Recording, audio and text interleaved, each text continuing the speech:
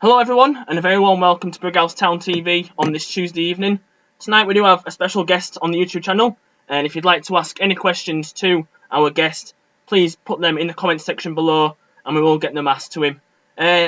Just a nice bit of housekeeping for ourselves. If this is your first time onto the channel, please hit subscribe and check us out on all of our social media channels, Facebook, LinkedIn, Instagram, Twitter, and also check out the club website, and if you want to purchase some items, I'm sure the club would appreciate it.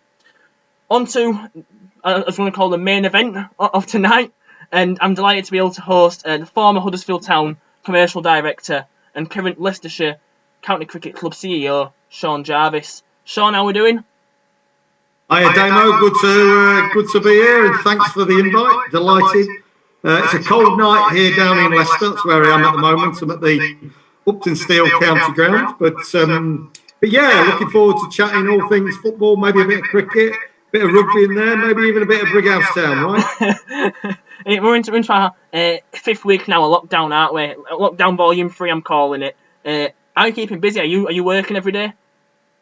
Yeah, what I'm doing is Monday through to Friday, I travel down here in Leicester, spending my time down in the East Midlands, and then on Fridays, I travel back north, back home to my family, spend the weekend with my family up in Yorkshire, not far from your stadium, of course. So it's a bit like being a student again. I turn up on a Friday night with all my dirty washing. My missus cleans it all, and then packs me up on a Sunday night ready for Monday morning with all my frozen meals and clean clothes. So I'm living the dream at the moment, pal. But Monday through to Friday, I'm down here working with the team and all the commercial stuff and everything. So yeah, it's exciting times for us. How's the snow been for you in terms of travelling? Yeah, do you know, it's not been too bad. It was weird. We had a deluge of snow up in Yorkshire when I was down in Leicester, and then when I moved, went home one weekend to Yorkshire, the deluge of snow came down in Leicester. But this weekend, seemed to have snow both in Yorkshire and Leicestershire, but it's not too bad. I've been watching the groundsmen today. They've been clearing the square and then putting covers on to protect it. So I feel for them poor devils out there. I'm sat in a nice warm office with the Huddersfield Town memorabilia behind me. But yeah, it's not too bad. It's all right. It's not like a few years ago when there was like I remember some of the imagery from around Shepley and places like that. Snow was packed high. It was incredible. It's not too bad. It's not too bad. Excellent. Let's talk a bit about your current role. We won't go into too much detail, as I know quite a lot of our fans will want to delve into your time at Huddersfield, so we won't go too much into it. But you have been in the role since June 2020. How has it been for you so far in the 7 months you've been there? Yeah, it's been fantastic, really. I've thoroughly enjoyed it. It's been a real challenge because I joined when I left town, handed my notice in town around about February time, and then left. Agreed that I would leave towards the end of June, and then started pretty much the day after. So when COVID struck, it was clearly going to be a challenge. So this 2020 was a real challenge. We had to play behind closed doors. I kind of looked at the players' contract, changed the team around a bit. I used the period to press the reset button on the cricket club and decide what sort of direction we wanted to take. So it's been tough, but we got through 2020, and then the new season starts in April 21. So in between 20 finishing and 21, I've been working with Paul Nixon, developing the squad, signing 1 or 2 players, building the commercial sort of side. So a lot of work to do, but it's been great fun. I've enjoyed it. And I'm really looking forward to that first game when we play Hampshire here at the Upton Steel County Ground. So we're fired up, ready to go. Going to be a tough year for us, but we're a young squad, we're a hungry squad, and we're ready to go. But the ones I'm looking forward to are games versus Yorkshire in the 50 over and the T20, of course. I'm going to say, you play Yorkshire on the 15th of June, don't you? I mean, that must be a bit of a personal battle for your club that you work for against the county that you live in.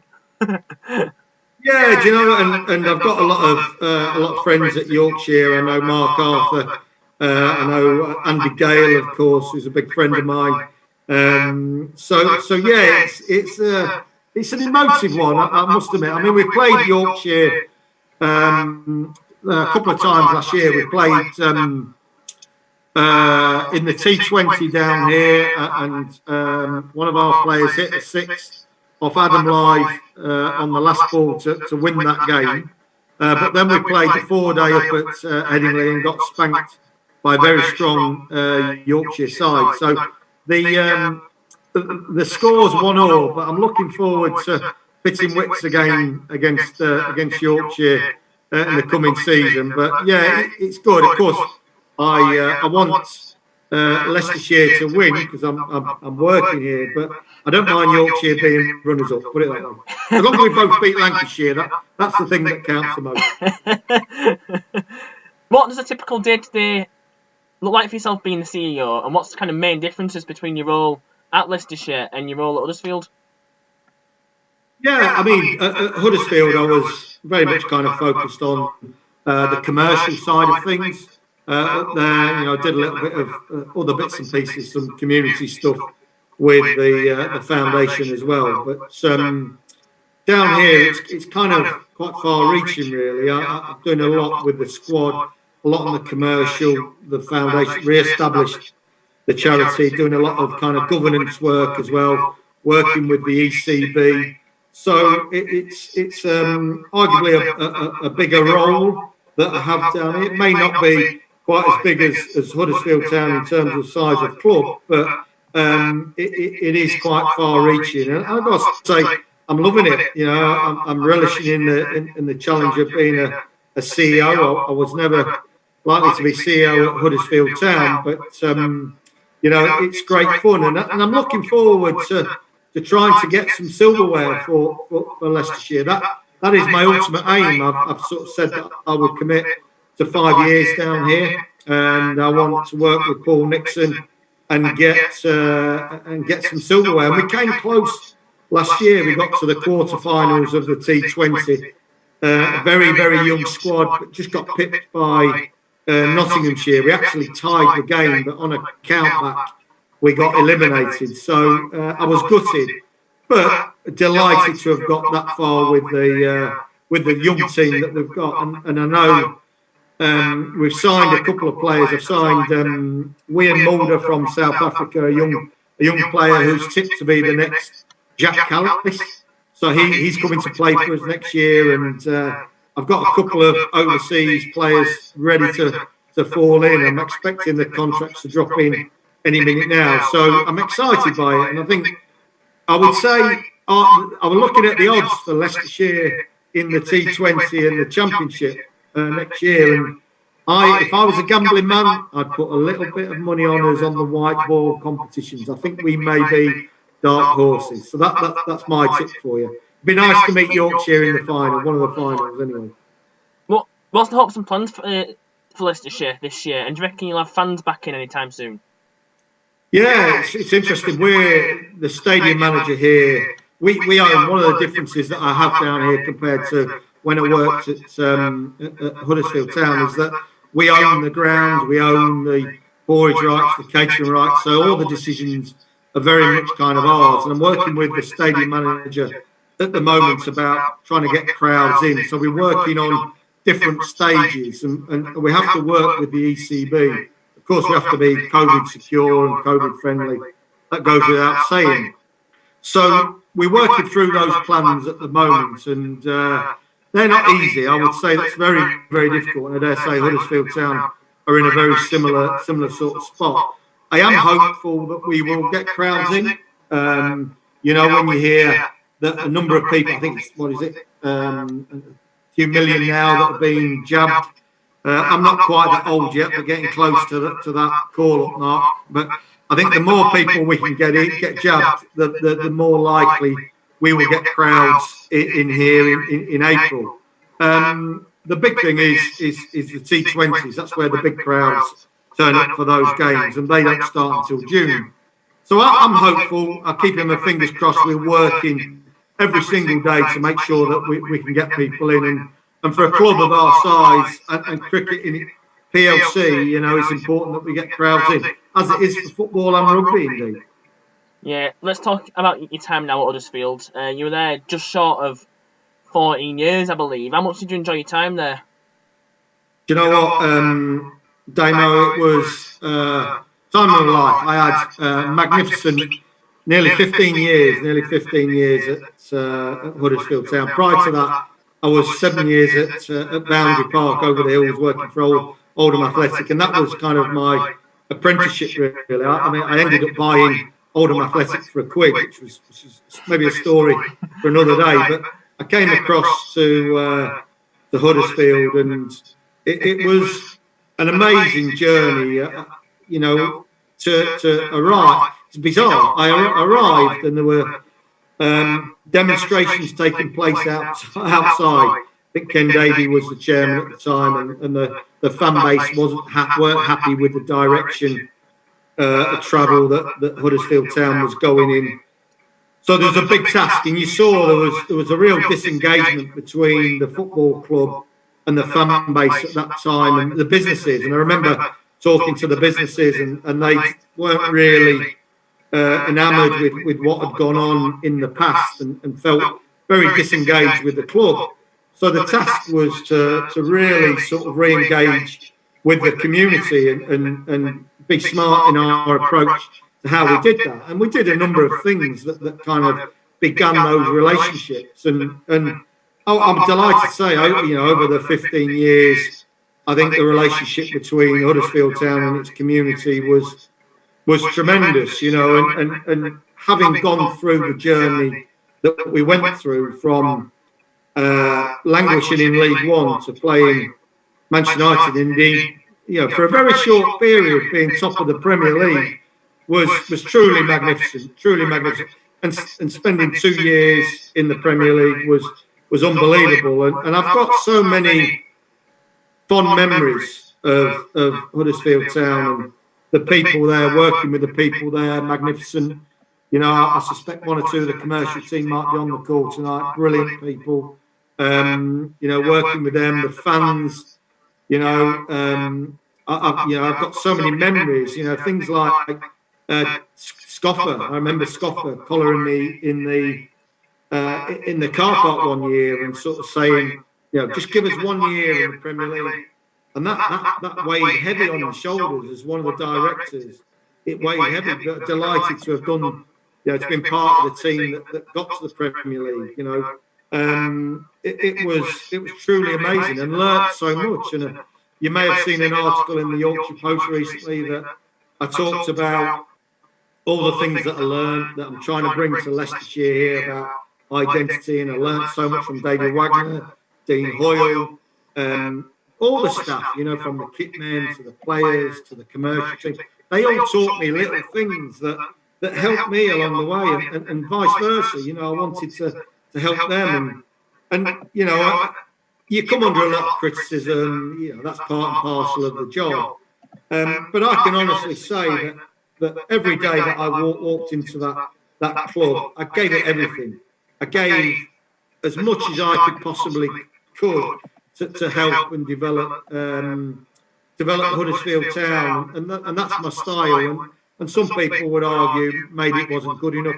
That's their choice. That's fine, you know. But I know I could look myself in the mirror and I could walk out and knowing that I put a shift in every single day. And I think that for me is what Huddersfield Town fans want: is that their staff, their players put a shift in. You may not win every time. But if you put a shift in, then that is all you can ask for from a fan. You know, your staff and your players do that. So for me, those certainly the first 13 years were magnificent. Maybe the last year and a half not so good, but you know that's football. That's what the industry is. You know, throw tough times, and I left Huddersfield Town very proud of what I'd contributed, and I felt I've done my little bit for that brief chapter of Huddersfield Town, and I look fondly now. I still support the team. My little lad, no, not so little anymore, but my lads still support Huddersfield Town. Of course, if you follow me on Twitter, I always shout about Town and predict that I want them to win. I want them to get into back into the Premier League. You know, we support Huddersfield Town in our household. So, yeah, you know, I'm a fan now. I'm on the terraces. Look forward to going on the terraces and moaning and groaning at the team instead of having to sit on my hands on the direction. Somebody else who's left recently, who you work very close with, is Sue Beaumont. 29, 30 years that she were there, and how close did you work with her, and how special was she to the club? Yeah, a truly amazing individual that was incredibly dedicated to Huddersfield Town, and she would have done anything for any fan that phoned up if they could get through to her.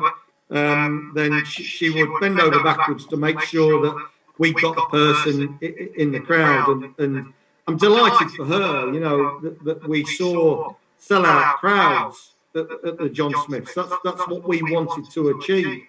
I remember my first week. My first week at Town, I did both jobs. I did rugby league and football, and I remember sort of sitting down with all the staff, and just having a chat with them and sort of saying, right, well, look, this is what we want to achieve. And I remember sitting down with Sue, and I said, Sue, you don't realise how important you are to Huddersfield Town and what we can do. And I think, you know, Sue and I and all the other staff people like Jonathan Wilkinson, John Williams, the club, who are new to the club, Luke Cowan, you know, all these kind of people all had lots of ideas of how they could drive people, get people into that stadium. And that's what we did. You know, I was hell bent on getting people into the crowd, and I needed people like Sue who would do that. And I've got to say, you know, the ticket office staff that were there, you know, and apologies, Sue Farrell, Rachel Taylor, you know, Jenna, you know, and I'm probably missing lots of them off, and Jess, who no longer work. All those individuals that really committed to getting people into the crowd, and we did things like we went up to the town square, St George's Square, and we did like a gazebo. We were selling tickets, you know, to get people in, and that was our desire to do that. And I could show you text messages that talked about, right, let's try and get 18,000 people in. How can we do that? What initiatives can we do? And we used to brand ideas about the fantastic media lower, doing EasyJet initiatives and school promotions and so on and so forth, just to get people in the crowd. And that's what we wanted to do. We always wanted to get people in. So Sue was instrumental in that. You know, like any good conductor, you need a good musicians in the band, and Sue was definitely one of those individuals. And I sent her a message when I came down here and she was retiring. I sent a message said that, well, if she ever fancied becoming a ticket office manager down at Leicestershire County Cricket Club, there'd always be a job for her down here. So, but yeah, fantastic. And do you know what? That's what epitomises the people of Huddersfield Town. They are truly committed to the cause, and that's what makes Huddersfield Town special. Excellent. So obviously you started off your time at the club under Ken Davies' ownership. What was it like working with him? Because obviously I'm guessing a lot of people watching it won't know what kind of a businessman he's like. So what was it like to work under? Yeah, I had three chairmen at my time at Huddersfield Town. One of them, Ken Davies, one of them, Dean Hoyle, one of them, Phil Hodgkinson, obviously the current chairman. Very, very different individuals. Ken Davies his background is a finance man. So simply biz, you know, a successful business. And was quite how would you describe it? Quite, I wouldn't say laborious, but very kind of almost strategic in his approach, very methodical. I think that's the word, methodical in his approach. And Andrew Watson was the chief exec there, so it was, and budgets were tight, and you had the two clubs running together, so there's a lot going on.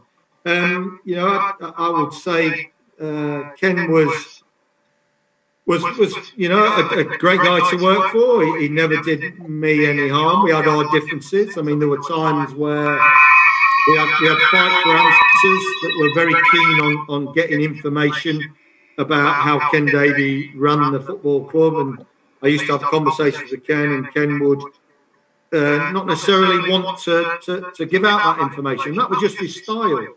For me, I think Ken Davies is better suited as a rugby league chairman. That seemed to be his and his late wife's passion, and I think, you know, credit to him. He's done a good job with rugby league. He's very passionate about the Giants.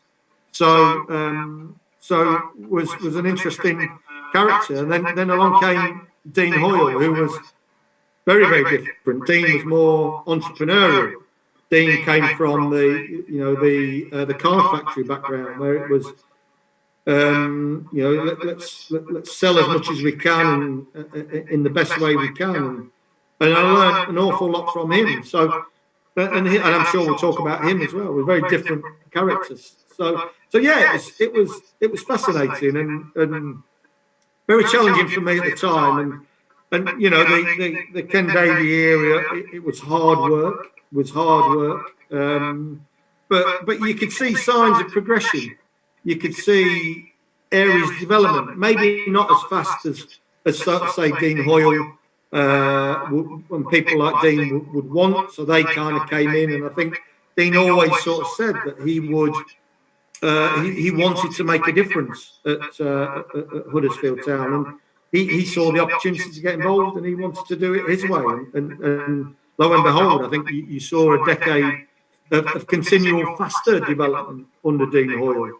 So it was interesting, but I have to say I learnt an awful lot from both of them. A lot of good habits, I would say.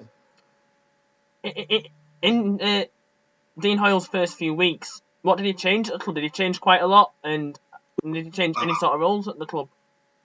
Yeah, it was. I mean, Dean came in as chairman-elect, so there was a kind of a transition period, really. You know, you'd have to ask Dean the question, and I'm sure he'd make a great guest for you.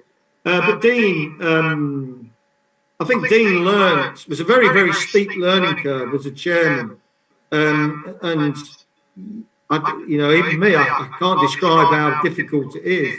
You're thrust into the limelight very, very quickly, and pressure's on you. You're carrying a lot of weight on your shoulders as the person who is driving the club forward. So Dean recruited Stan Turner, got some advice off individuals, and it didn't work out for whatever reason. You know, that's just how football works. And I think Dean learned very quickly. One thing I would say about Dean Hoyle, he's a quick learner, and he wasn't scared to make decisions that he felt were right for Huddersfield Town. It's a lonely place up there. I think he would tell you that. But he was very different to Ken Davies, very entrepreneurial in his approach, and he would make swift decisions if it needed to be that way.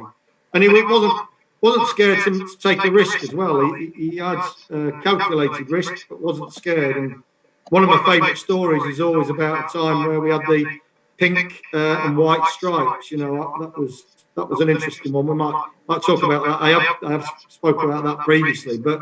So Dean was on a transition period with Ken Davies, learnt a lot, and then did it his way. You know, credit to him, he wanted to do it his way. He surrounded himself with people that he felt was right. You know, on occasions we had differences of his opinion, but invariably he was right, and the club progressed. And to be fair to Dean, he invested heavily in the club. You know, he wasn't scared to do that on his terms as well. and made some great decisions. I'm thinking managers from Simon Grayson, Mark Robbins, Chris Powell. They have brought something to Huddersfield Town, and then of course David Wagner. So and the rest is history, as they say. So it was great. It was a great period to be part of that. Loved it, and that was a moment in time. And if you bought the book, some amazing imagery from that moment in time that was created. Yeah, excellent. I'm going to ask you to think back about 10 years or so, Sean, in the Lee Clark era. And one question I've always had on my mind, which I've never understood, I've not really heard a lot of people talk about it, so I'm hoping I might get something out of you. Obviously, Lee Clark went on a 43-game unbeaten run, one of the longest runs in history. Then loses to Sheffield United at home and gets the sack. And is there any sort of behind-the-scenes stuff that people don't know about that you can share about that? Yeah, I mean, I'm a big fan of Lee Clark, and I tried to get Lee Clark the managerial position at Melbourne Victory. There's a bit of an exclusive for you. But yeah, I was a fan. I liked Lee. I thought he was a great manager, and I thought he was a great appointment for the club. Had real passion for Huddersfield Town. Wanted to succeed. Had a tremendous relationship with Dean Hoyle. I think I really felt for him because when we got to the final at Old Trafford, we were geared up. Everything was geared up. We had a huge crowd. We had the blue and white t-shirts, but he played, in my opinion, he played the wrong formation, and we got beat. And that was a sad day for Lee. But I know Dean kind of went to him and said, "We go again." Maybe that was the time when Lee should have maybe walked away. But we carried on. We got to the playoff position. I think we were about 6th, 7th, or 8th, around that kind of hovering around that position. And then the time had come for Lee to go, really. And it was a big call by Dean and the board. We'd had a number of conversations prior to that with Lee, and it just felt that the tide was going. It was almost the time had come to an end, a bit like my good self. I'd done 15 years and my time had come to an end, and I'm sure we'll talk about that at Huddersfield Town. And it almost felt like that for Lee, really. And at the end of the day, it was Dean's call, and I think it was February when Dean was going skiing that he made those calls. And I do remember we came under a lot of criticism from TalkSport and the press about how could you do this to Lee Clark, having done that run. But it was the right decision. On reflection, you look back and Larry came in, Simon Grayson came in, did a tremendous job, got us up, But I felt for Lee. He was a great guy, but these things, like everything, kind of has a sell-by date, and maybe that was it. Maybe it was time. Like me, your time comes to an end, and you need fresh ideas and somebody else to come in and do their thing. And people do. People come in and think that they can do better, and that's their choice, And it is what it is. So it was sad. I stay in contact with Lee. We exchange the odd email now and again. He's welcome, as is Simon Grayson, to come here, as is Chris Powell, Mark Robbins. I've invited them all to a game and stay in touch with them. Great people. They become colleagues and friends. But maybe there's just a time where you kind of go, it's time to move on. It's time to make a change that we think is right for the club. And that is the cross that the chairman bears. They have to make big decisions that change the direction of club for the better. And sometimes on the outside, it may not look the right decision, but on the inside, it generally is. Excellent. If you're watching and you want to ask Sean a question, please do put them in the YouTube comments just below, and we'll get them asked to Sean. He'll answer anything he said to me. So ask away anything you want, and Sean will answer it for you. So Lee Clark went, Sean, and in came Simon Grayson, who, like you say, got us promoted to the Championship. With the players we had at that time, and the way the club was, did you kind of feel that the club was ready for the Championship?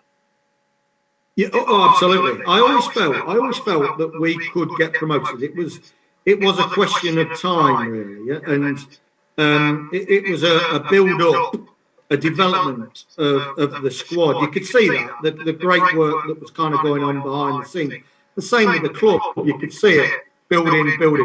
Naturally, you want it here and now. It's like me. I want us to win the T20 or the Royal London or the Bob Willis Trophy. Is that likely to happen? Who knows? You never know. But you've got to build it up. And I think with Town, you know, we got to the semi-final playoffs against Millwall. We were we unlucky? No, we got beat fair and square by Millwall, but we learned from it. You kind of go again. We then obviously got to the final against Peterborough. I felt that we should have won that game, but it didn't happen. It was what it was. And then our time came when we played Sheffield at Wembley, and I think, you know, Simon, Grace and Snods, they did a tremendous job. Great atmosphere around the club, backing of the board. You know, you had people like Nigel, Clibbins, Dean there involved. It was excellent, great atmosphere. You know, the club was just heading in the right direction, and you felt that. And I think when we went into the Championship, we had a great start. We were in the top six pretty early on. It was great fun. We were doing well, and then we kind of slipped a little bit, and for whatever reason, then Dean made the call, and the board made the call that it was time for change, and you know, you look back and you think, was that right time? Maybe it was. You know, who knows? And I think, you know, you look back, and I think if you look over the 10 years, each year the club progressed. There's maybe 1 year where it kind of sort of stagnated, kept the same, but it always felt that we were progressing all the time. And maybe sometimes not as quick as we would have liked. And then, you know, in came David Wagner, which I'm sure we'll chat about, and the stars aligned, and the magic happened, and you know, the Wagner Revolution began, and that's what it was. It just all came together. So the decisions around the managers were arguably the right. You know, for me, Simon Grayson, to this day, you know, a big hero here in Leicester, scored a goal in the semi-final of I think it's called the Worthington Cup. So he's a popular lad down here. I stay in touch with him. He's a great guy. You know, always wish him well when he gets a new job. He has an getting teams promoted. His only downside is a bloody Leeds man as well. So I remember Snods sat in front of me, and on his mobile phone he had a bloody Leeds United emblem on his phone when we were playing at John Smith's. And then it went off marching on together on the phone. So I almost leant over, grabbed him. What on earth is that? Turn that bloody thing off.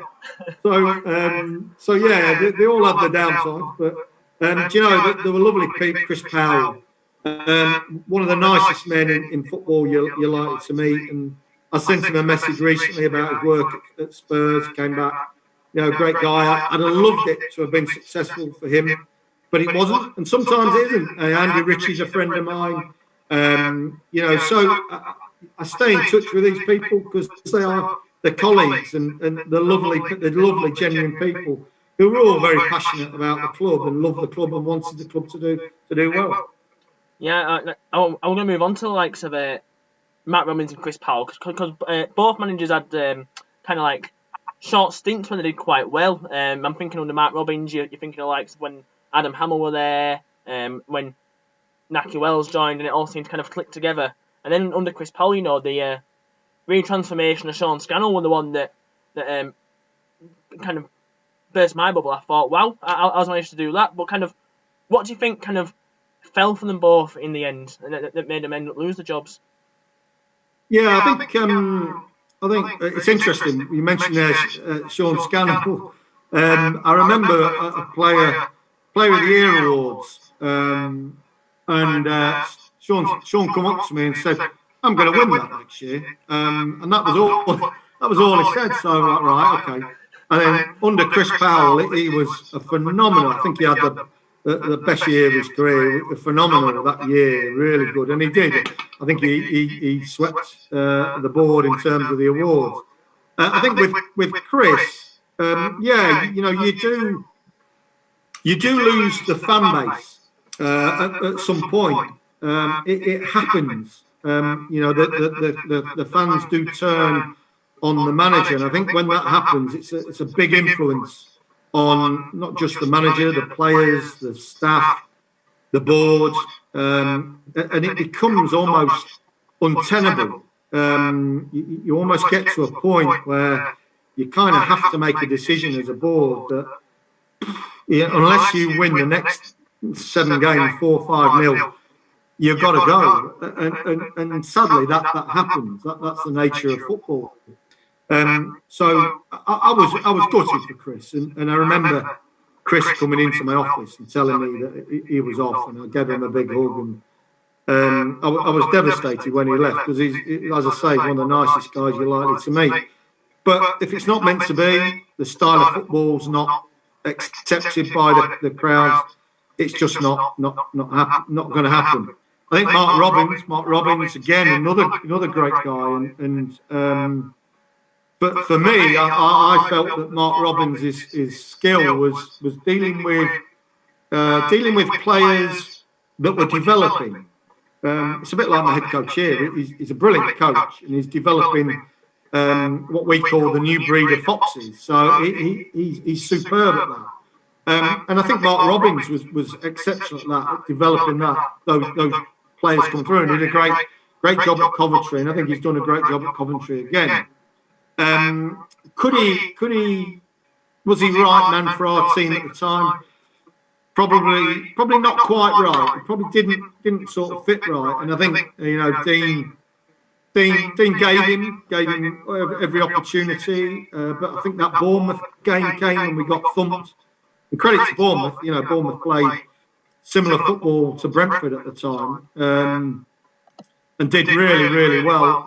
But yeah, the time came that it wasn't right. It wasn't right for Mark, and the board made a decision, and that was it. And then the big change came in. But that's football. It is a results business, whether you like it or not. And as a manager, as a coach, you're at the front edge, you're at the coalface when it comes to results. You have to deliver results, and it's incredibly tough, and it's very, very competitive. What other business out there as 10, 11 blokes coming into your business wanting you to stop being successful? It's tough, but that's the nature of the game. That's the nature of the game. It is a results business. Yeah. Talking of player awards, I know you kind of mentioned it there with Sean Scannell. I've been to quite a few myself, and they are quite entertaining. Are there any sort of certain player awards nights that stand out in a certain year? Have you got any special stories you can tell for fans? Yeah. Well, I don't. You went to a couple. I always loved doing those videos. That were the alternative awards at the beginning. I always kept Danny G. Always did them for me. I always kept them very, very close to my chest because I didn't want anybody to know what I was going to do. So I always brought them out, and they were brilliant. And they took the mickey out of me and a few people. And do you know what? There were occasions where you had to do that. It just had to be a bit of fun. And my chief exec at the time, Nigel, he wasn't too impressed when he got a bit of grief on one of them. So he gave me a bit of a rollicking. But it's one of those. I used to let my hair down on the back of those awards, and I always used to go in town after the awards ceremony, and I remember coming out of some of the nightclubs at sort of 6, 7 o'clock in the morning, and you go in when it's dark and come out when it's daylight. But they were great nights, and it was terrific to let your hair down and sort of celebrate the season you had. But yeah, the alternative awards, I used to love those. I think you still find them find them on YouTube now, I think. And I mean, there's one, people still give me stick nowadays for the UV lamps that are on the pitch. They all think that they were my sunbed. So yeah, still get stick like that today. But hey, if you can't laugh at yourself, who can you laugh at? Yeah, exactly.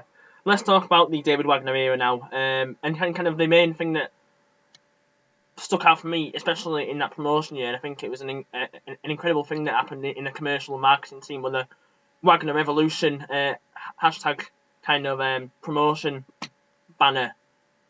Who came up with that? Were it Jonathan Wilkinson? Yeah, he can't claim that. No, that was yours truly. I remember being in the boardroom. What happened is we agreed on the price of the season cards, and I'd gone on holiday. We'd agreed everything. I'd sent it all over to the marketing team. So said, right, knock this up, put this all together. Thinking, I went away, always nipped away for top up my tan for a couple of weeks in February. And I came back, and I remember Dean Hoyle texting me on, I think it might have been the Saturday night. I got home Saturday night, and he wasn't entirely happy with what it was, but how it looked, how it felt. So I remember, and I think I've still got the imagery somewhere, scribbling at home on a Sunday night, trying to write this down. What does it look like? So I came in, and Dean agreed to meet me on a Monday morning at the club. So I was pretty under pressure to come up with it. To scribble it down.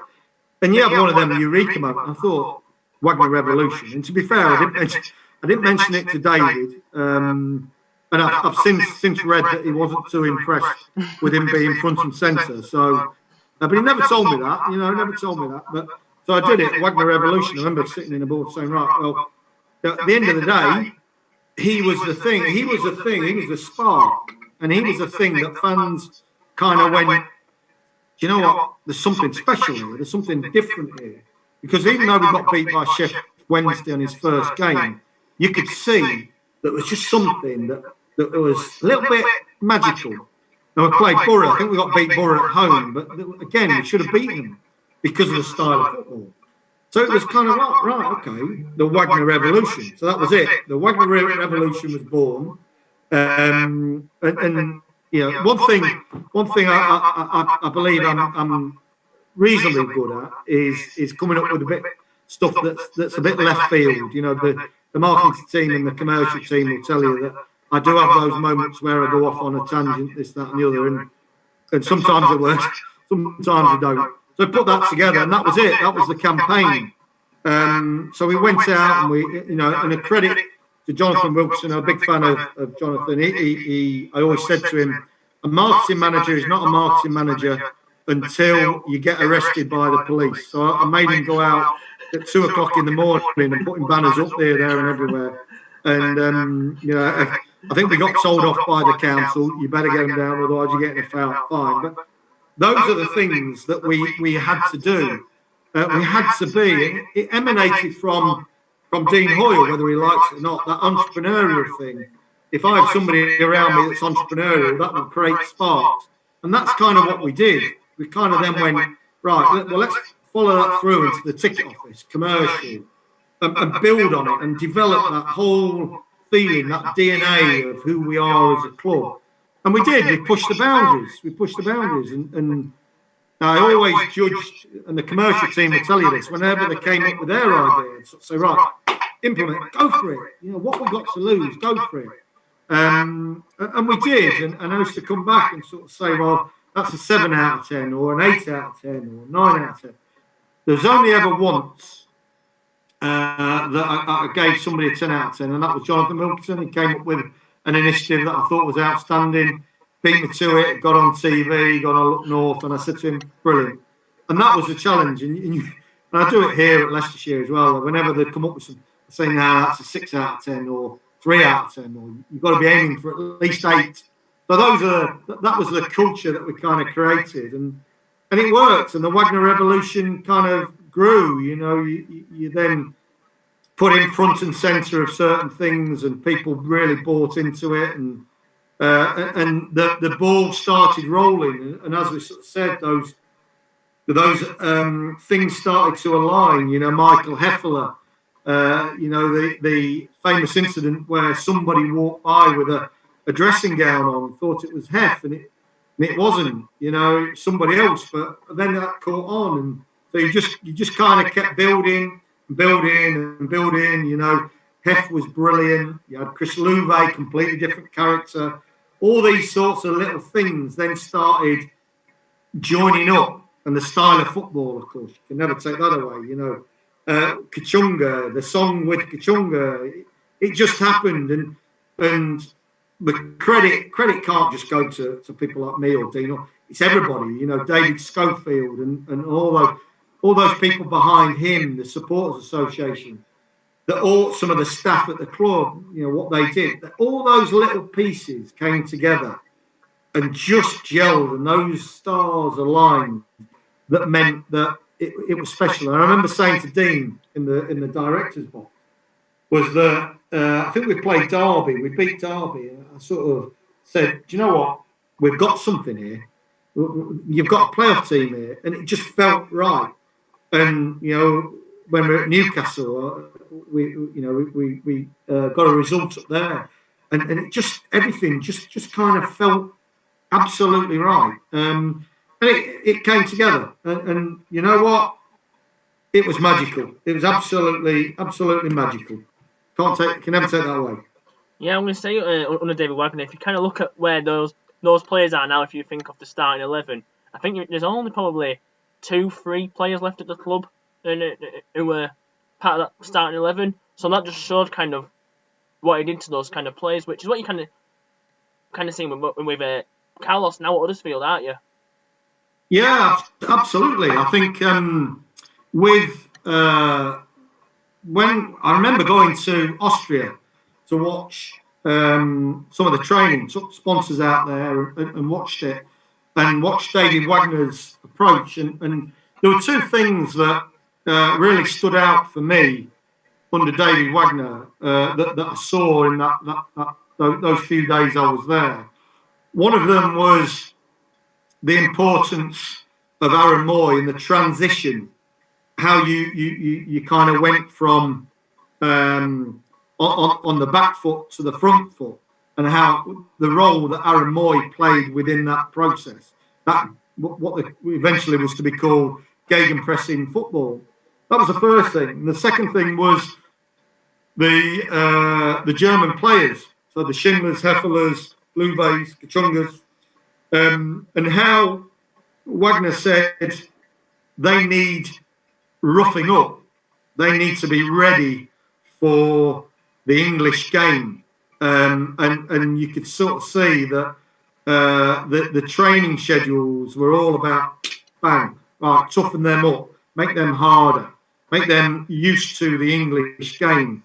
And for me, I remember coming away from the training camp and thinking, brilliant, absolutely brilliant. I mean, to this day, in my memory, in my time, Aaron Mooy would be first name on the team sheet, arguably one of the greatest players to wear the famous blue and white stripes. I think he'd be in the all-time greats of Huddersfield Town, personally.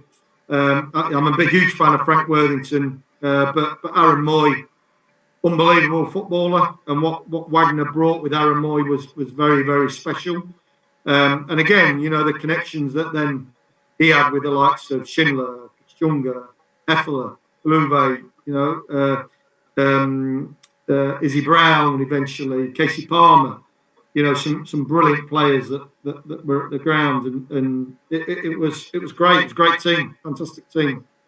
Yes, and then the playoff final happened. How much did your emotions change during the day? Because obviously the game was 0-0 for 120 minutes. Like, I think every time Reading shocked to kind of panicked a little bit, thinking, "Don't go in." Like, the emotions that day that just happened inside yourself were just different level, weren't they? Unbelievable. I mean, Fulham and Sheff Wednesday were the favourites to get to the final. But we drew at home, didn't we, against Wednesday? and then went there, and that itself was unbelievable. What a game that was! They went 1-0 up, and I think Carvajal made a mistake in taking Fletcher off during that game. We of course, the Colin came on, made a change. He looked like Thierry Henry that night. So yeah, it was a special occasion. Getting through to the final then was unbelievable. I mean, to get there, to be one game away from the Premier League. And I remember Dean coming in the next day and saying to me, "Did you think it were going to happen?" And you kind of went, "No, but you always hoped." And the emotions we went through, I had a heart monitor on. Sky Bet came up to me and said, "Will you wear this monitor?" I think the heart rate got up to 185, and I was sat in a chair. So that tells you something. But yeah, it was incredibly tense. You look back at the footage, and you've seen Dean Hoyle, and he looked like he'd been 10 rounds with Mike Tyson. When he collapsed, and it was unbelievable game. But the elation after that final kick, that Schindler, that moment that Schindler was unreal, absolutely. And then going down, I was very lucky to go down on the pitch after the game. I saw all the Sheffield United people, Reading people, and commiserated them, which was awful for them. But then went onto the pitch and celebrated like I'd never celebrated before. It was an amazing feeling, and sort of seeing our fans, and wow, something that will never ever leave me. And I'm thankful for Huddersfield Town for giving me that moment. And and I think we as fans can always look back on that. Whatever happens, can always look back on that moment. And you know what? I think it's on a par with Leicester City winning the title. Huddersfield Town, a town from Yorkshire, getting to the Premier League. Unbelievable. What a day. Yeah, and then the Premier League season was soon to get underway, but there were two kind of initiatives that I want to talk to you about, Sean. The first one being the Huddersfield Hundred, and the second one, which I want to know who got involved with this, because I remember I was walking up from Leeds Road one day, and I saw these three big things at the train station. I'm like, what are they? And I got close to it, and it was the three new shirts that got announced. And I was just like, eh? Yeah. so do you want to talk us through them two things? So what was the first one? Just repeat the first one, Damon. So it was the Huddersfield 100. Oh yeah, the Huddersfield 100. Yeah,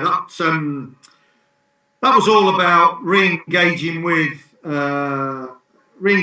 businesses. Really, we in Huddersfield there are not many huge big businesses. You've got one or two that don't have mega budgets, and it's very tough for a northern town. So we sort of said, well, look, let's start creating partnerships with as many businesses as we can, and create initiatives, and some could afford more than others.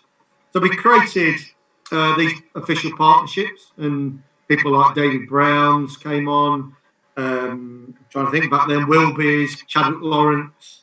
And so we had this beginning, about 15, 20 businesses that all started supporting the club and investing as much as they could. And some it was their total budgets, marketing budgets. They were almost going, right, well, we'll give you everything, Sean, as part of our marketing.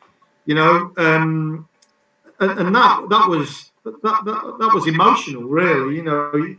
So you wanted to sort of work with the businesses to try and help develop fans from businesses and get them involved, do initiatives, doing different things, really reaching out to the community in different ways. And then that kind of grew from 20 to 30 to 40 to 60, 70 to 80. And the commercial team, people like John Williams, Tracy Nelson, been there a long time, of course.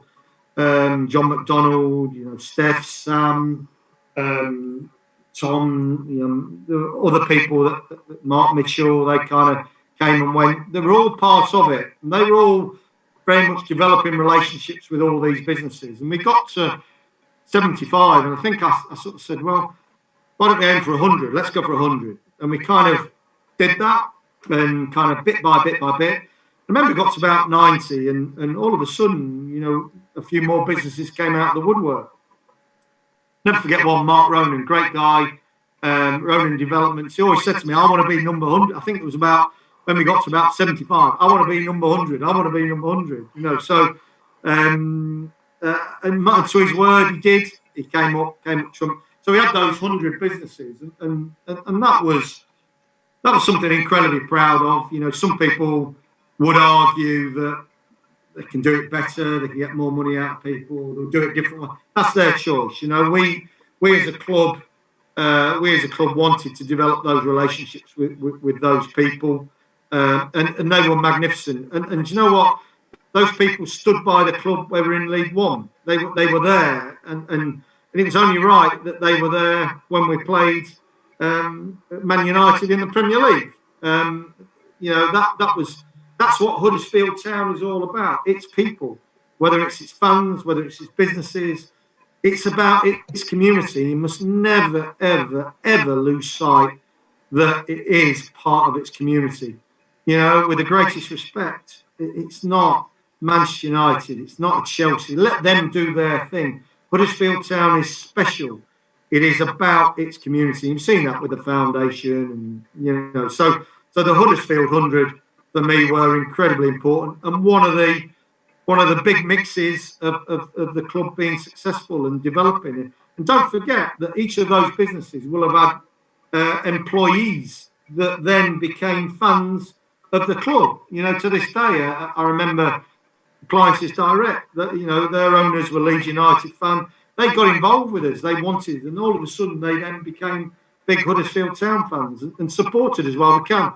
You must never forget as well that the individuals, there were some individuals there, Lucas Lee, Chris Lee, whilst he put an element of his budget into the club, they did other things as well. They actually went on the bike ride and raised, something like 10 grand for the foundation. So whilst it might be one figure, they actually did an awful lot behind the scenes as well that supported the club. And for me, above everything else, that is what Huddersfield Town is about. It's about its fans, its people, its connection to its community. Yeah, and then on the free shirt idea on the train station. Shirts, yes, I loved it. My challenge was always to the marketing team about kit launches. I always sort of said, right, come up with an initiative that creates impact at kit launches. Sometimes they worked, sometimes they didn't. We got criticism from people saying, just announce it on the website. Not for me, it's a big thing. Kits are a big thing. So we did some initiatives that worked well, some that maybe not so well. But I love that one. Credit to Jonathan Wilkinson. We got the 3 shirts on the train station. We did that about midnight. So the team were up there, put it in. So in the morning, when you arrive, bang, there are the 3 shirts. So it had huge impact. And I think you can still see imagery to the day. And the train station at St George's Square is so impactful that it just lent itself to have. And I think we've done 3. We did Harold Wilson wearing a shirt. We did projecting onto the screen. And then we did the 3 big shirts. So it just lends itself to be an ideal venue to actually launch the shirt. So credit to Jonathan on that one. Excellent. So let's talk currently then, because I know we are starting to run out of time a little bit with yourself, Sean. Why did you end up leaving town? Why did I leave town? Oof. I think there's no single one answer. There's probably a multitude of things. I think a bit like we were talking about.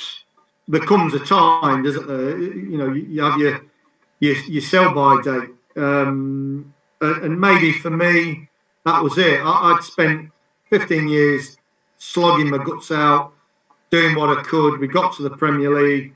Bitterly disappointed we got relegated. It was a question of time when we would, sadly, but we got relegated. We had a really tough year in the Championship. I still believe Town can get back to the Premier League, but for me, it sounded like for me that my voice was getting smaller and smaller at Huddersfield Town. There were other people coming in, so I didn't see eye to eye with one or two of the directors. We had difference of opinions. It just for me didn't feel like Huddersfield Town was the Huddersfield Town that I was involved in or helped develop. So it was sad. It was a sad day. And then, Leicestershire came knocking at my door, and it just felt that was the right time. People wanted change. Not one person said to me, "We really want you to stay, Sean." So, for me, that was it. It kind of made my mind up. And, if somebody doesn't want you, then you got to pack your bags and leave. And if my missus said that, I'd probably pack my bags and leave. But hopefully she doesn't. But, that was it. My time had come. I felt I'd done probably all I could do. It was the time, I think, Damo, sadly. Yeah. Let's start to go to some questions from people listening. We'll start one that came in early doors, Sean, from Andy Needham. And this is a question that's quite interesting. He wants to know, can you talk us through the process for signing a player from overseas? And he wants to know more about the Diakabi deal and involvement with that. Right, the good old Andy, you're putting me on the spot. There tends to be process. I can't speak for the process now, but back then it was you'd have a team of individuals that would come together and discuss the targets, and the manager, David Wagner, would have targets. Your director of football, people like David Webb, etc., would have targets. And then they'd be thrashed out. They'd be discussed. So you'd have a committee. I think the committee at the time, say for example, under the Diakabi, would have been the finance director, the manager, the head coach, of course. So they'd the chairman. They'd work together on the deal and then work within the budgets and all those sorts of things to get the deal done. So they're then going to sign the player based on what the manager. That's what the manager wanted, style of play, etc., etc. They do all the due diligence, go and meet them. So on occasions they'd fly out and meet them wherever, and then do the deal. And get the player in. And sometimes the player works. Sometimes the player doesn't work. Again, that's the nature of football, isn't it? Sometimes you unearth a gem, sometimes it doesn't happen. And for Adama, Diakabi, it just didn't happen for him. I think he had plenty of opportunity. It was one of those things that you can't begrudge him.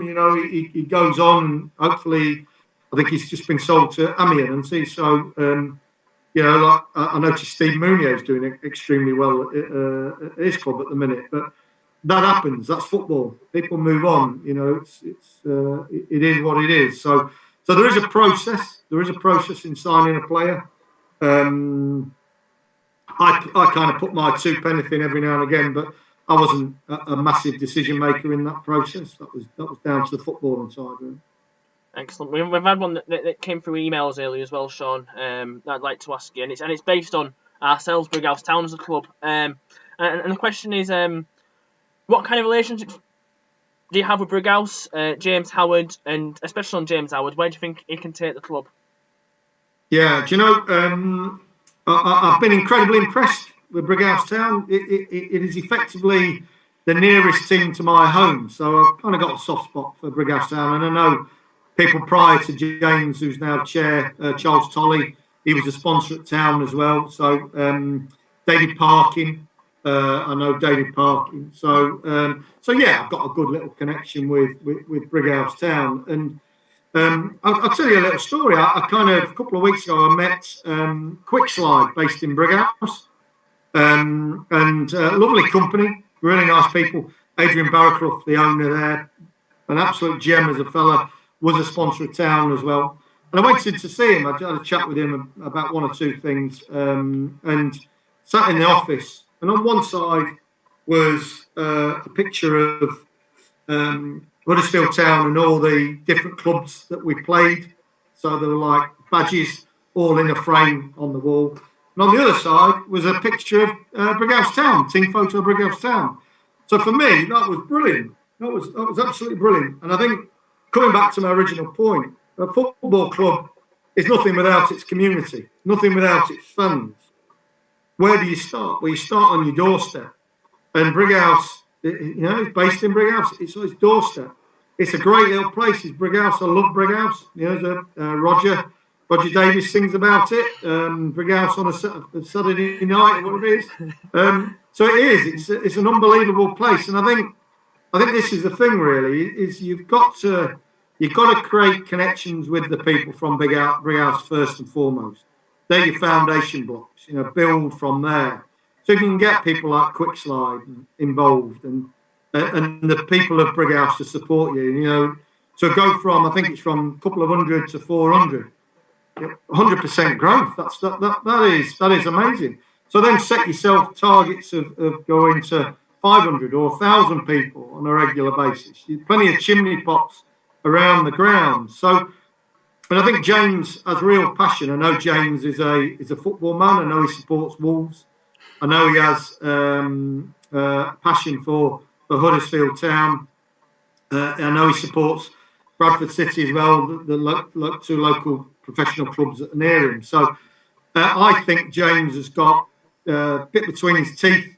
He can do it. I think he can push Brighouse Town on another level. It's not going to be easy because it takes money, it takes investment, it takes people like yourself, staff behind the scenes to roll up the sleeves and get stuck in.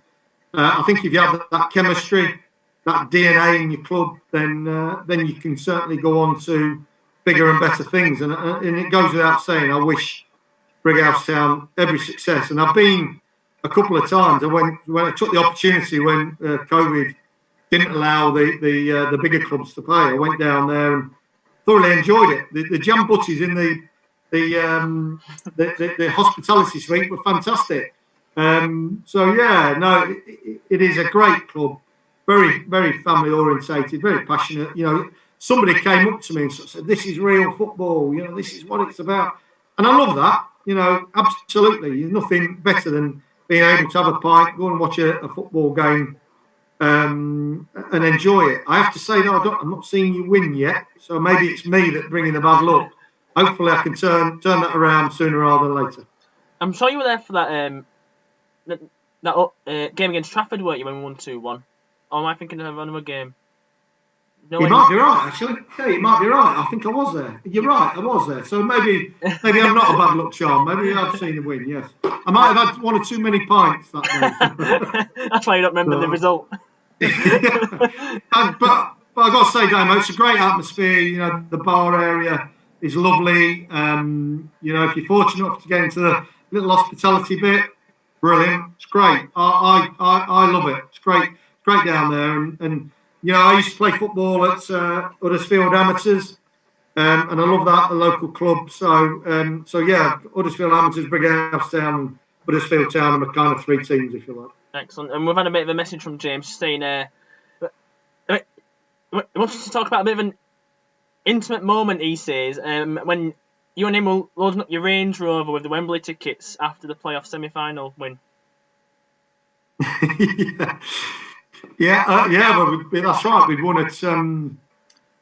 won at Wednesday, and what happens is the tickets for Wembley are at the second game, so all the tickets are there at Hillsborough. So whoever won that game then picks up the tickets and takes them to the club. And it was me. I had my car and my Range Rover down there. And I felt sorry for the Hillsborough Chef Wednesday ticket office manager, because he had to help me load up my car. I felt so sorry for him. Jonathan and Luke Cowan were there. And, James, I caught James. So we had a big man hug. It was a proper bromance moment. But yeah, and James was my guest at one of the games and stuff like that. And James was there at Wembley as well. I think he had a flutter on down to win. I think he did quite well on that one. But yeah, James is passionate about and that's what it is. James is actually a Wolverhampton Wanderers fan, but he was he got involved with Huddersfield Town and became a sponsor and did what he could. He sponsored a bit here, took a bit of hospitality there. Supported Tracy, supported John where he could. Wasn't one of the cyclists, I hasten to add. Maybe one for the future, that James. But he backed the club and he became a Huddersfield Town fan. Even though Wolves is his team, he had this passion for Town and he got involved and he got to know some businesses and hopefully that helped his business a little bit. And then I would like to think that his knowledge that he picked up, that he takes that to Brighouse Town and develops Brighouse Town. So I'm a big fan of James and a big fan of what he's trying to do. And I know he's had tough times with COVID and non-league football's incredibly tough. But he's sticking at it, and all the Brighouse Town fans out there, back him, support him, help him, be part of the team, volunteer to support him. You need people like James to be involved in your club. Excellent. Let's look at some of the YouTube questions now, and there's one here that I want to start with first. It's from Mr. Supersonic 2020, and it's about Huddersfield. He's talking a bit about the last 4 or 5 years at the club. And a certain role at the club. He's asked, why has the head of football operations / sporting director role provided such a tough nut to crack since Rob Wilson left? Had Webber, Moss, Rebbe and Webb all come and gone over the last 4 seasons? Yeah, wow, great question. Big pressurised job. Ross Wilson. Big fan of Ross, doing great things at Rangers at this moment in time. He did a great job. He was became a target for other clubs. I think there was some press discussions around that, around him going to West Brom, I think, at the time. But did a great job at Southampton. But has ended up at Rangers, and being. Actually, I do have a soft spot for Celtic, being an Irish Catholic. I hate to say it, he's doing a great job. But yeah, then you've had others in there. Stuart Webber, great individual, great job. Found it tough at Town, but did a good job. And I think he had 1 or 2 differences with chief exec at the time. The work through it, but then Norwich came calling and he left for there. I think some didn't work. Olaf didn't quite work out. That is what it is, So it's a tough one. It's never really seemed to be a sort of a settled position, David Webb kind of didn't quite work out. Great guy. You've got Lee Bromby now, and I think Lee and Phil, they're kind of trying to bring through the Critchlows. Josh Corona's now coming forward, so maybe that's their style to bring that in. I feel for them because COVID, because of injuries, it's incredibly hard act to follow when you've been in the Premier League. Really tough. Really tough. But they'll do it their way. They'll find out. They'll make some wrong decisions. And I think if you ask Dean Hoyle, he made some wrong decisions. But they find their way, as everybody does. You find your way to improve the club, and that's the thing that I think Phil and Lee and the new board now have to try and discover, discover their way, what they think is their way, and sometimes they'll make mistakes, but they've got to find what they believe are the right decisions to improve the club and drive it forward. And it's incredibly tough at the minute, but that's the nature of the game now. Yeah, let's see what else we've got. We've got Peter Swallow, who's asked, in your time at Town, who was the best manager you've dealt with and why? I've had my fair share of managers over the years. And I chuck in a few older ones here. I think David Wagner was the best manager that I've ever seen, I've ever worked with. I would say the only chink in his armour is that maybe he had, and this is doing him a disservice, maybe just one plan. I think when we tried to change football, it wasn't as strong as his A game. I think Ian Dowie, when I worked with Ian Dowie, Ian was a very good manager, very passionate manager. He had a good style about him, but Ian and we clashed on occasions. That as it happens, I had my disagreements with David Wagner at times. It happens. Chris Powell, one of the nicest guys you really ever likely to meet. I love working with Grayson. He had good banter with Grayson.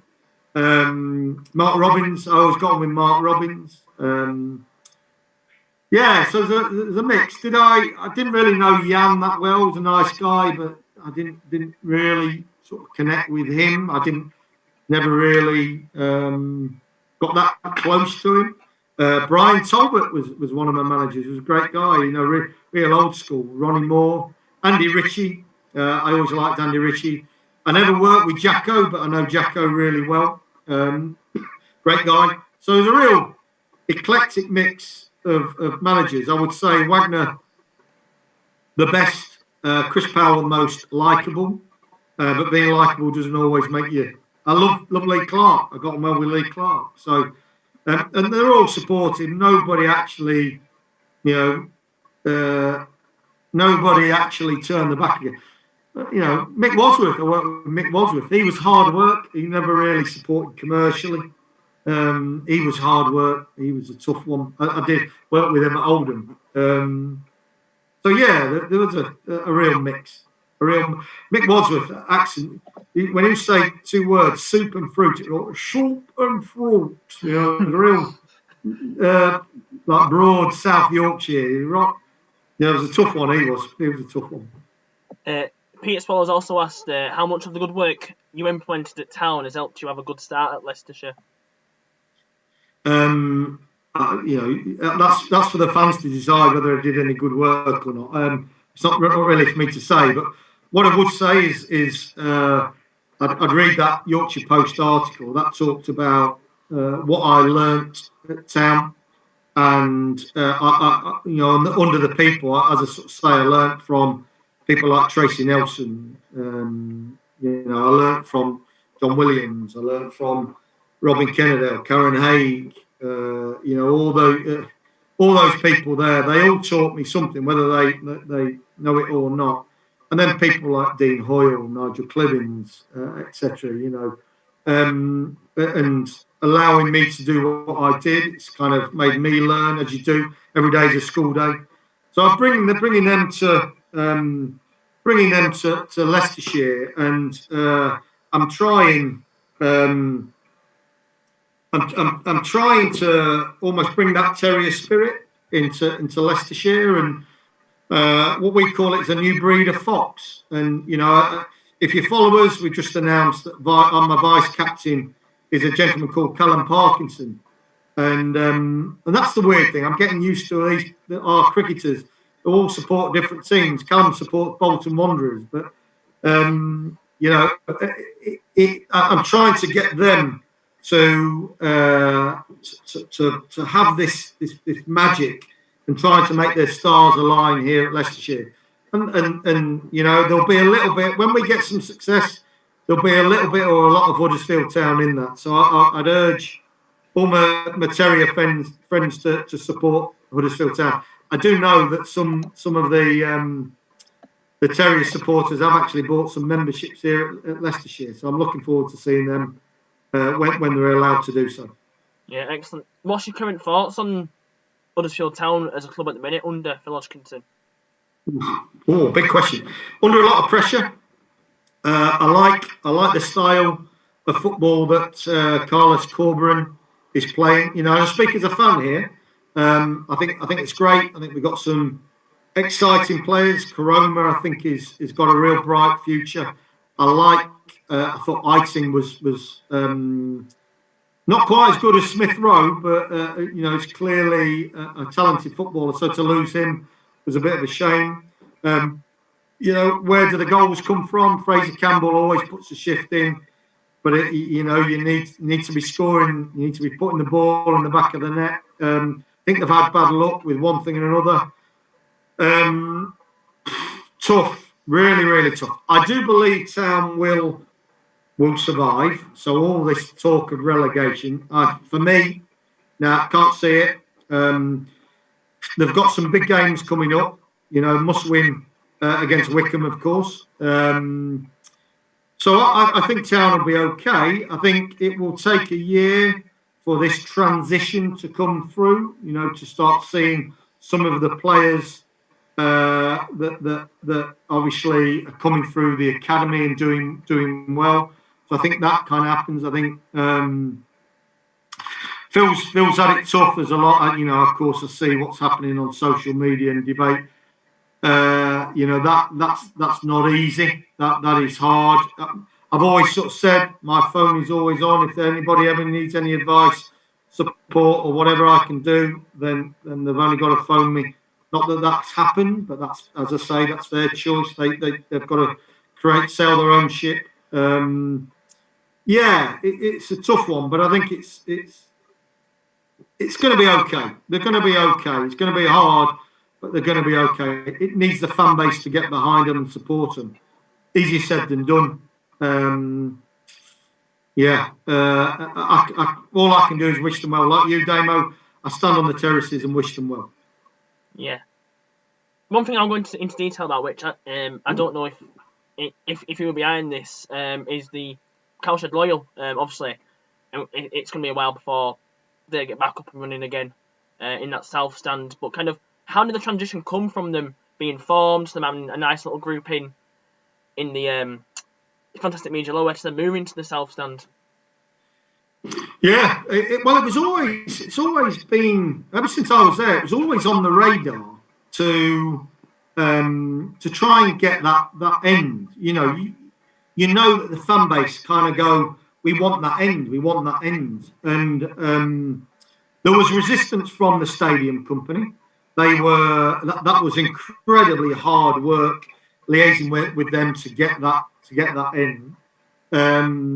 So we kind of tried it down the Fantastic Media side. Didn't really work.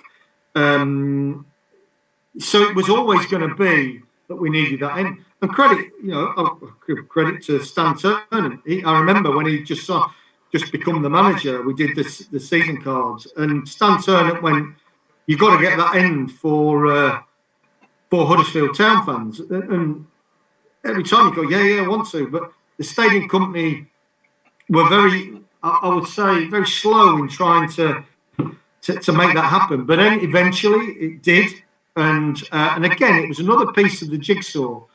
So there were Ben Greaves, Rick Scoffer, the Ginger Ogre, all these kind of guys that kind of seized the opportunity, carpe diem, as they say, and they created that North Stand Loyal, and then that was part of the aligning of the stars. You needed that to happen.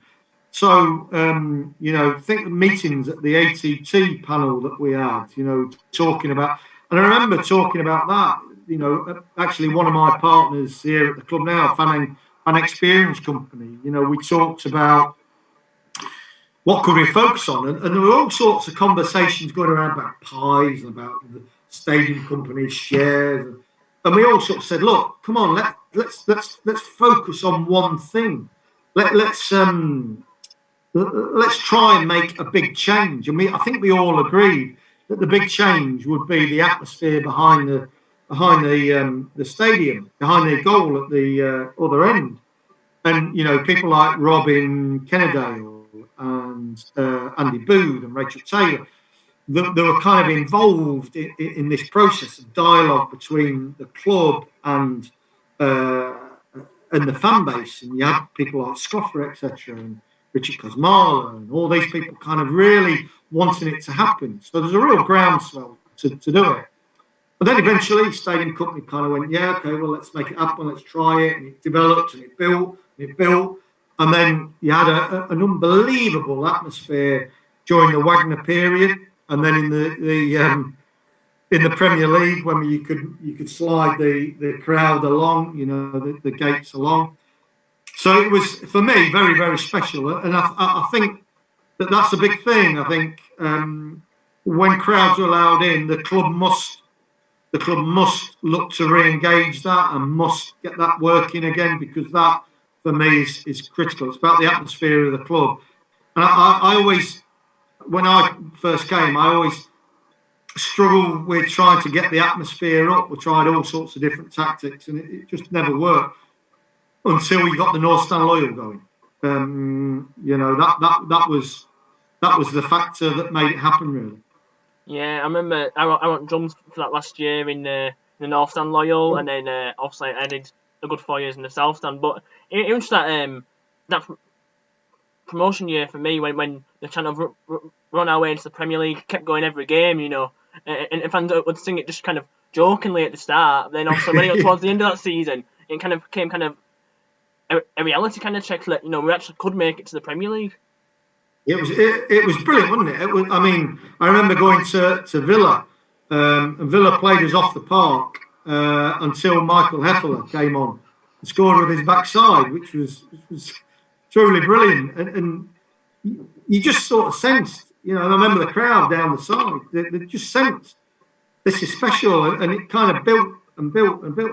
Going to away games and.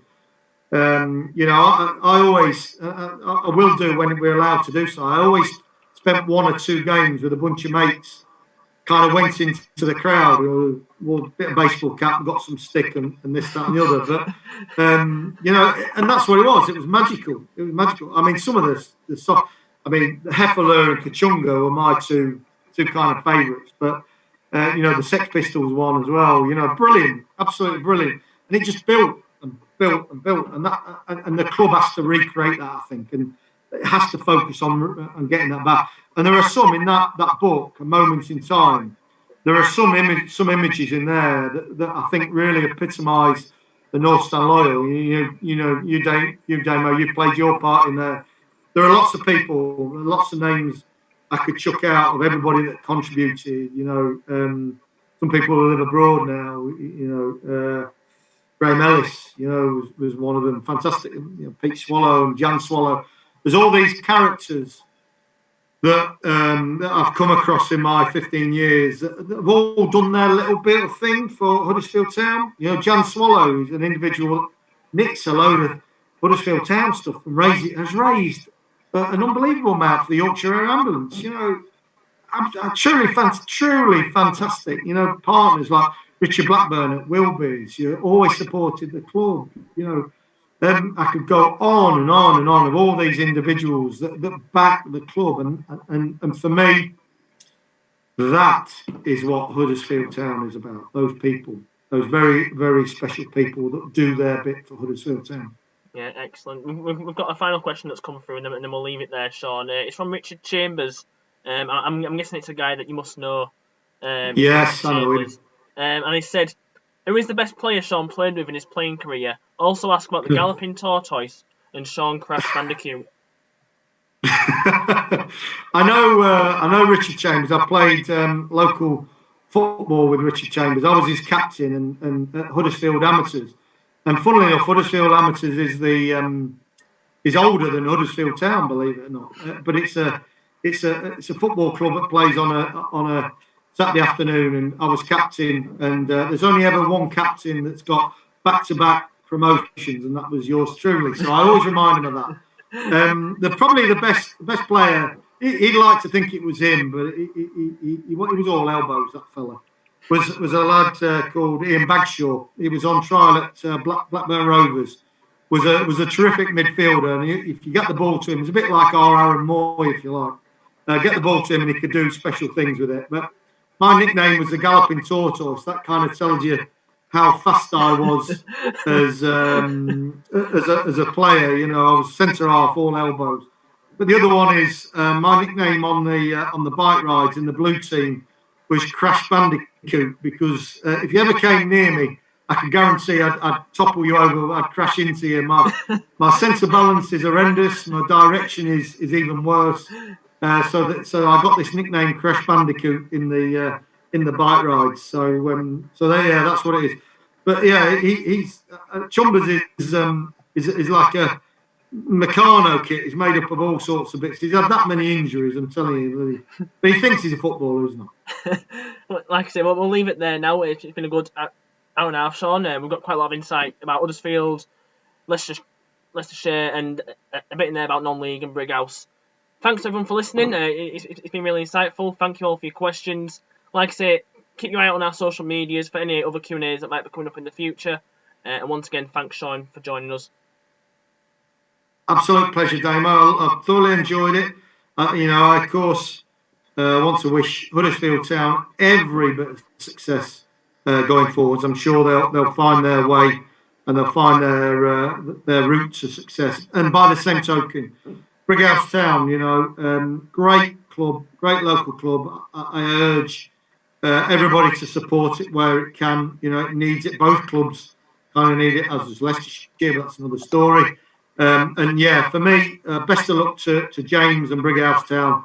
And Phil at Huddersfield Town. I'm sure they will be incredibly successful in their own right, and there will be brighter times ahead, I'm sure, for everybody. And of course, I wish everybody to stay safe and